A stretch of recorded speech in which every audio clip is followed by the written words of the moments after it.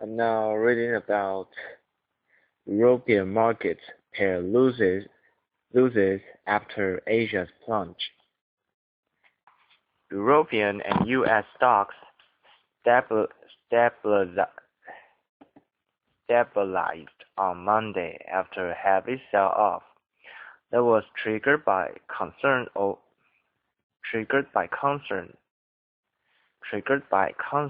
over an economic slowdown in China and tremors among emerging market currencies. Markets first became unsettled on Thursday when a survey indicated a drop in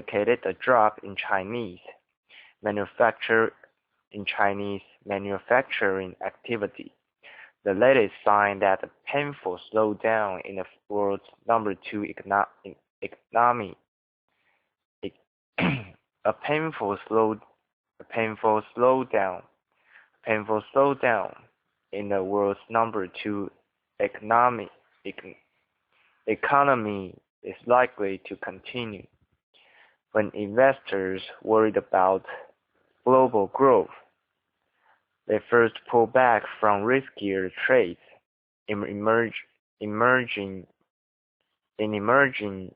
markets that combined with concerns about specific countries' economic stability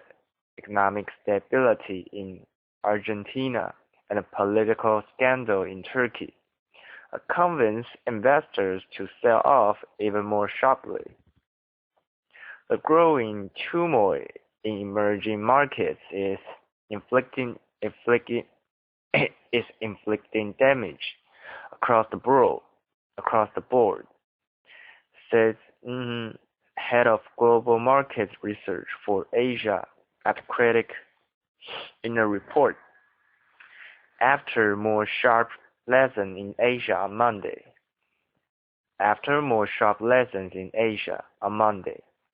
Europe mostly pared its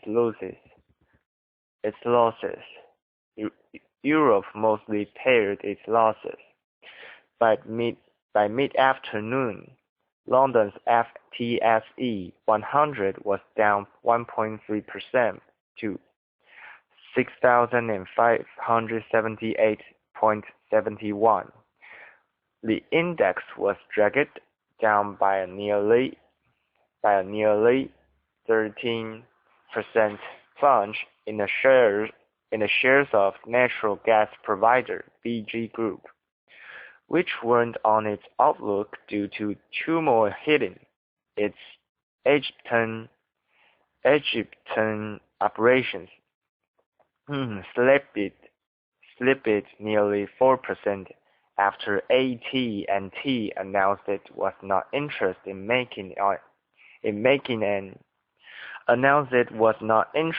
in making an offer for the British mobile phone service company. In Frankfurt,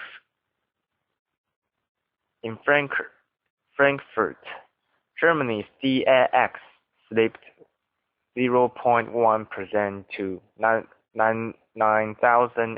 3,383.44, and France's CAC 40 nosed into the black, up 0.1% to 4,164.75.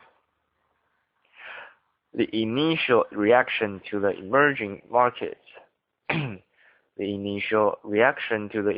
markets panic on Friday really hit America hard, but it didn't really hit Europe quite as hard, said a trader in London at Spreadex.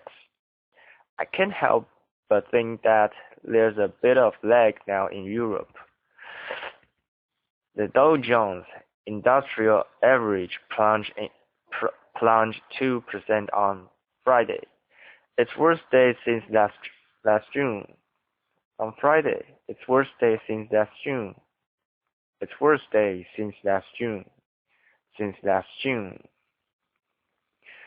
Early Monday, Wall Street enjoyed relative calm, with the Dow up 0.1% to U.S. sentiment was buoyed by strong earnings from Caterpillar.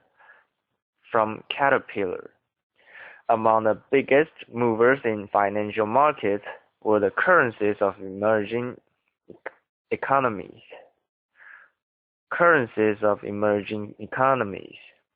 The Turkish lira hit the record low of 2.33 per dollar on Monday before recovering to per dollar after the central bank said it would hold an emergency policy meeting on Tuesday. The South African rand fell another 0.6% to 11 per dollar, and Russia's ruble fell 0.7% to 34 per dollar. Stocks and currencies in emerging markets have been propped up for years by investors seeking higher returns, using the title of so-called easy money from the Fed and other central banks. But now that the end for those policies looks to be near.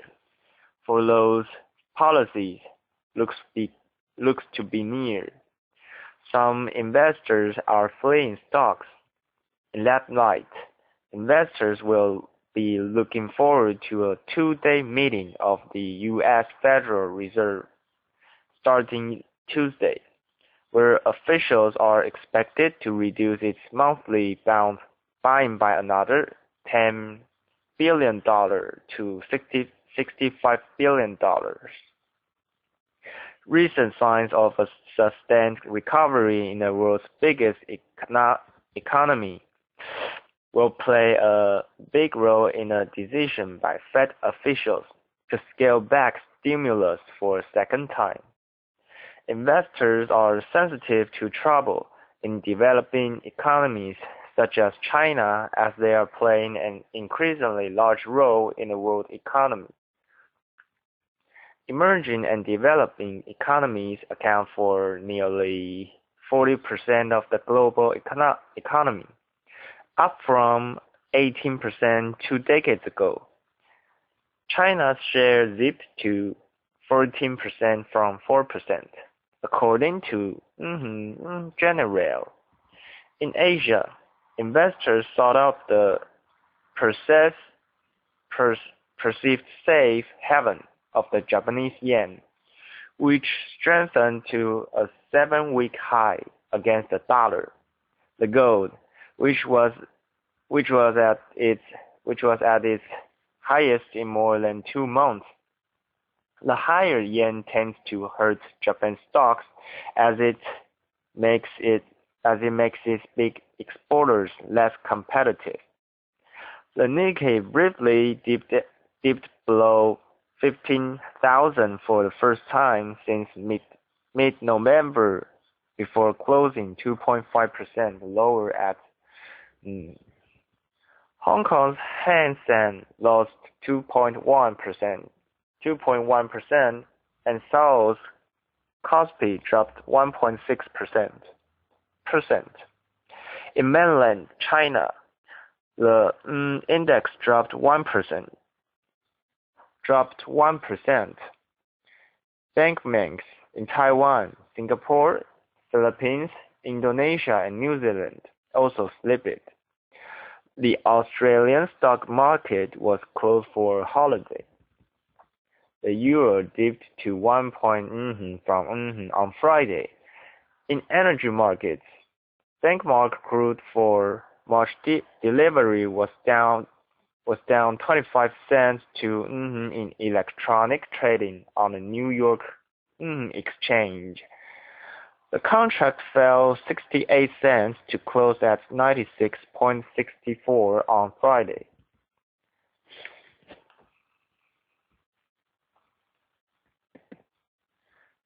I'm now reading about Thai police rescue hundreds of in raid on suspected traffickers camp. Thai police have rescued hundreds of Muslims from a remote camp in a raid prompted by a Reuters investigation into human trafficking. Police officials said on Monday. Police detained 561 men, women, and children in Sunday's raid at a camp near the town of Sadao in the southern province of Songkhla, on a well-established route for human smugglers near Thailand's border with Malaysia. It was the first aid on illegal smuggling camps since January 9, 2013. The police said they were following up on a December 5th Reuters report that were held hostage in camps hidden near the border with Malaysia until relatives pay ransoms to release them. Some were beaten and killed. The are mostly stateless Muslims from Myanmar, also known as Burma. Deadly clashes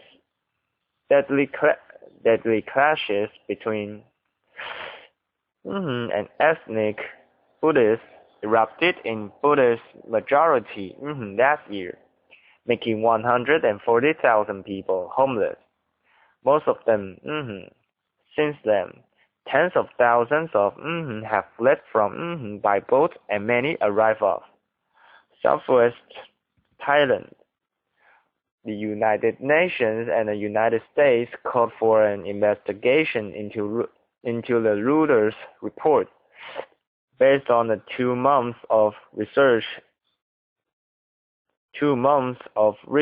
in 3 countries that revealed a clandestine policy to remove refugees from Thai immigration detention centers and deliver them to human traffickers waiting at sea.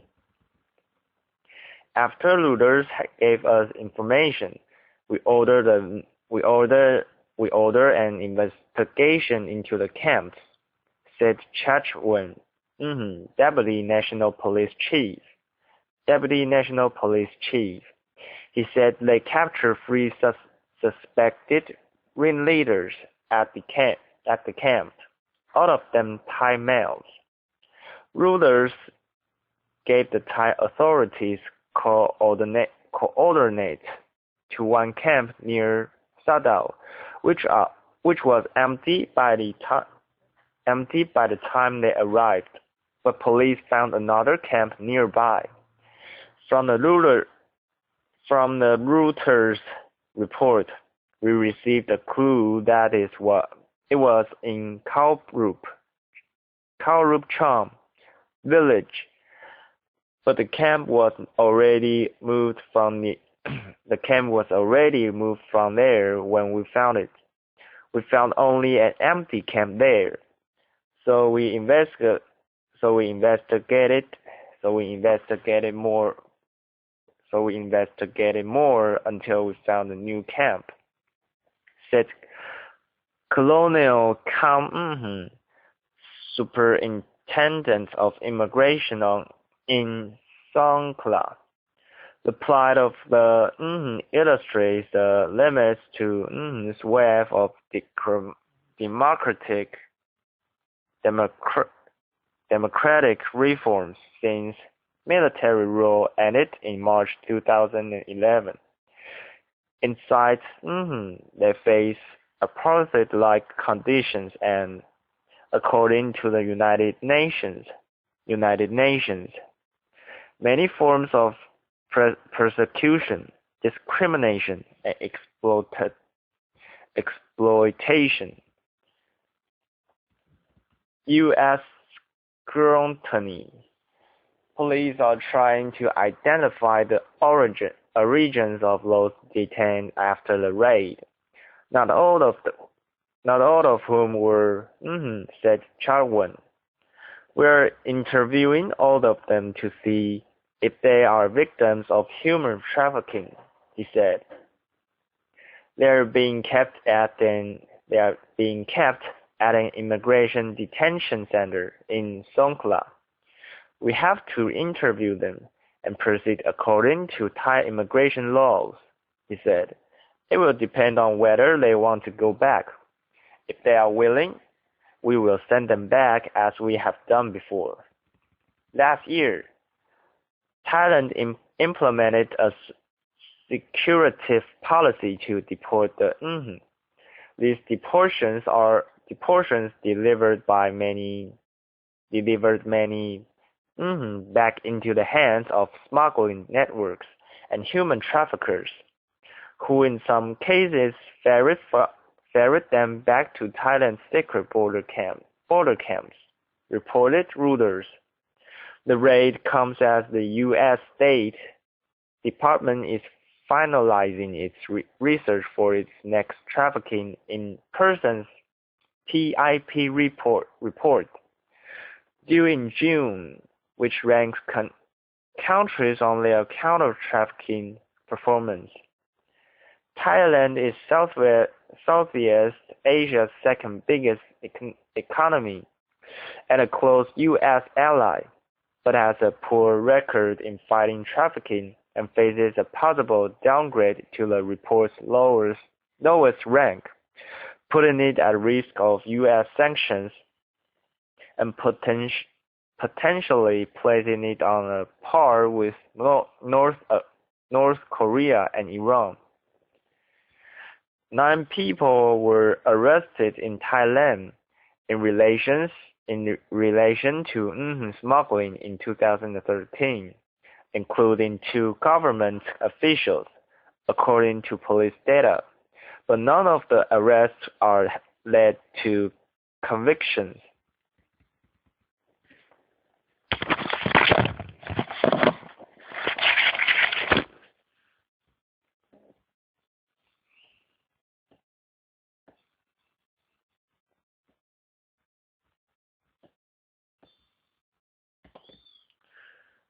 I'm now reading about as African Chinese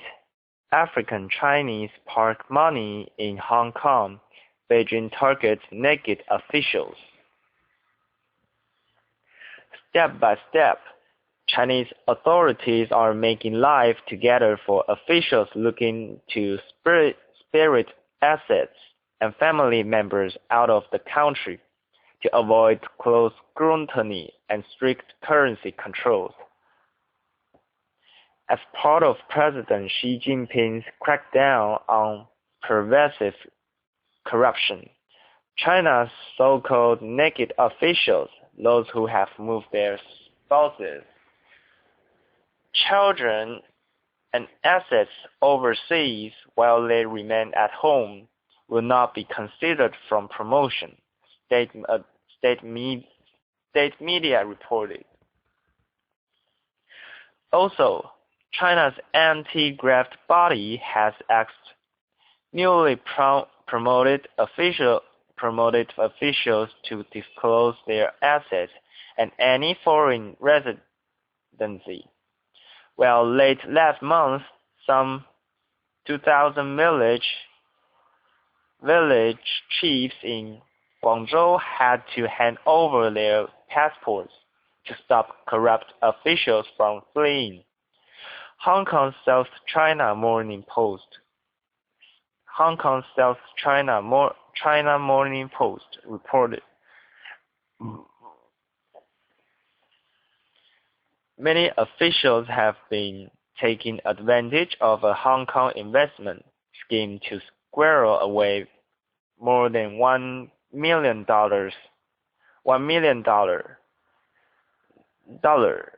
$1 million each, which includes buying residency in faraway African nations.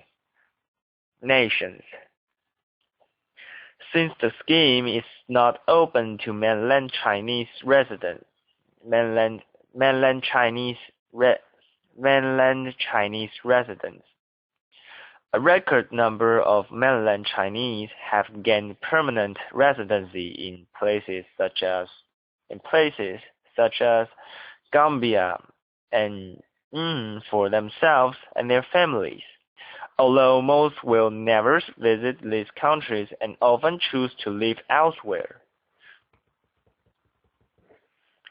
In downtown Hong Kong, Asia's financial center, agents openly tout for wealthy mainland Chinese to join the scheme at a fee of around 200,000 Hong Kong dollars. That requires them each to invest 10 million Hong Kong dollars. Launched by the Hong Kong government over a decade ago to stimulate an economy battered by the severe acute respiratory syndrome, also known as the SARS crisis. The Hong Kong Capital Investment Entrance Scheme has proved a hit with mainland Chinese, who, though technically barred, see it as a means to invest money near home without tight controls imposed by Beijing. Although governed by Beijing, Hong Kong has a high degree of autonomy. The investors see it as an eventual way to procure Hong Kong residency and the perks that go with it: lower taxes, better welfare benefits, and less government scrutiny of personal assets. The scheme, which some agents says offer a 5% annual interest rate, welcomes investments from foreign nationals, including those from Taiwan and Macau, but specifically past nationals of Afghanistan, Cuba, North Korea, and mainland China. According to the latest annual Hernan report, close to two-thirds of China's millionaires have immigrated or plan to do so. Of those, however, only 15% are looking to give up their Chinese nationality. Most just want permanent overseas residency. Moving assets offshore. The estimated number of mainland officials and their family members shifting assets offshore varies among academics, with some putting it at more than 1 million in the past 5 years. One Hong Kong-based immigration agency said about a third of the 500 applicants it processed last year were mainland Chinese officials or legislators. A huge number of Chinese officials have moved family members and assets offshore, but continue to work for the Chinese government, said a law professor at City University of Hong Kong. Hong Kong's investment scheme is a means for Chinese officials to move assets overseas.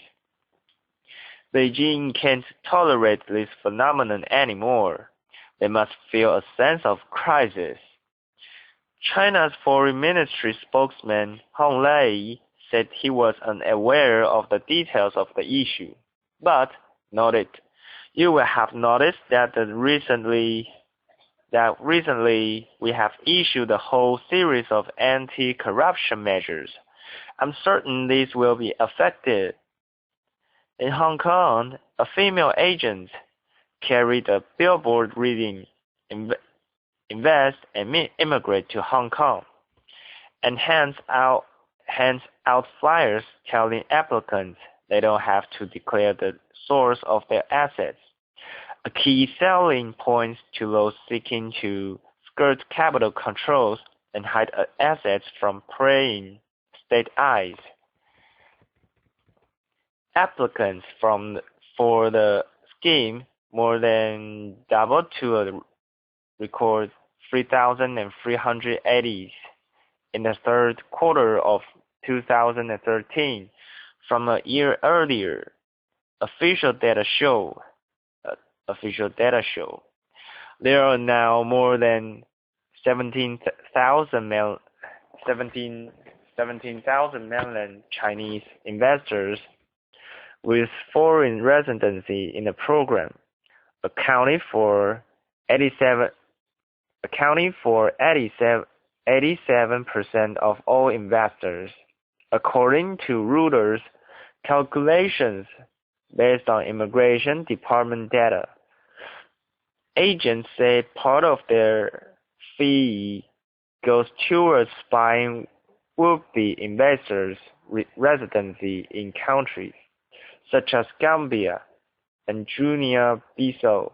Investors claiming to be resident in those two African nations made up 13,300 of the total, most of whom will never have stepped foot on their newfound demisole. Immigration to Hong Kong is way easier than to many other countries, said a 55-year-old applicant from who gave his last name as Liu. He acquired Gambia permanent residence. He required Gambia permanent residency along with his wife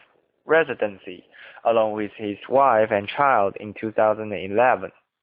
It only takes 6 months to get my Hong Kong identity card, and I will apply for a Hong Kong passport after the 7-year time limit, he said. Officials at the Immigration Department in Gambia were not willing to talk about this issue. Fast track to Hong Kong. Hong Kong-based Wan Li International Immigration Consultant Ltd says on its website that applicants don't need to declare the source of their assets and can retain their China household registration status, which means their mainland business interests and identity remain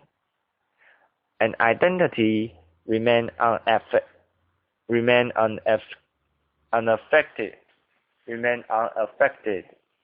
It's so easy, said an agent at immigration service firm Worldway Group's office in the southern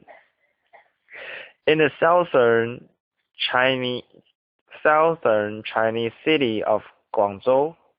You simply buy residency in these African countries, she added, asking not to be named due to the sensitive nature of the issue. All it takes for an entire family to gain residency in Guinea-Bissau is a copy of a Chinese passport, birth and marriage certificates, a clean criminal record, 12 passport photos, and 15 working days, according to Worldway. Immigration agents said there were several ways to bypass China's capital control limit. Individuals can exchange more than the equivalent of 50,000 a year in foreign currency and shift money into Hong Kong through underground banking networks by hiring people to open multiple bank accounts in Hong Kong, or simply by moving cash across the border, often strapped to the traveler's body.